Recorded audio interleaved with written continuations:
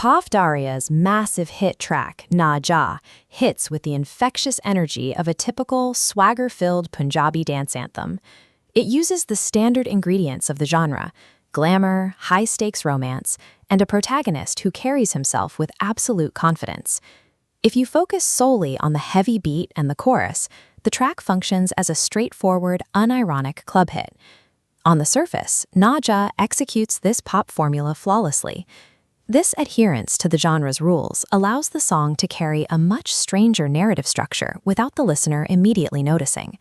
To find that structure, we have to look past the music video and focus on the raw text of the song's transcript. There is a specific anomaly at the 0-second mark.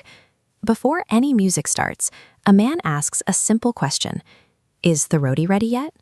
It's a domestic, mundane moment of someone waiting in a kitchen. The explosive club anthem begins only after this question is asked. This line functions as a framing device. It acts as a structural bracket, enclosing the high-energy music in the middle. That opening question redefines the entire track. The romantic encounter described in the lyrics becomes an escapist daydream, the internal monologue of a man sitting in his kitchen, waiting for his meal. The lyrics provide the roadmap for this mental escape from a boring domestic reality. The daydream starts by inventing a celestial target. The protagonist describes a woman as an ethereal fairy who has fallen from the sky.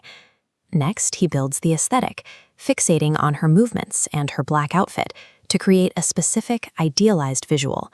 He then introduces dramatic tension. By pleading "Naya, Naya, don't go," he creates a scenario where he must fight to keep her attention. He balances this pleading with a massive ego, asserting that despite his desperation, she definitely likes him back. These tropes come together to form a self-contained cinematic universe, built entirely in the protagonist's head to pass the time. We can map the protagonist's internal fantasy directly against his external reality. The extreme confidence expressed in the lyrics functions as a psychological counterweight.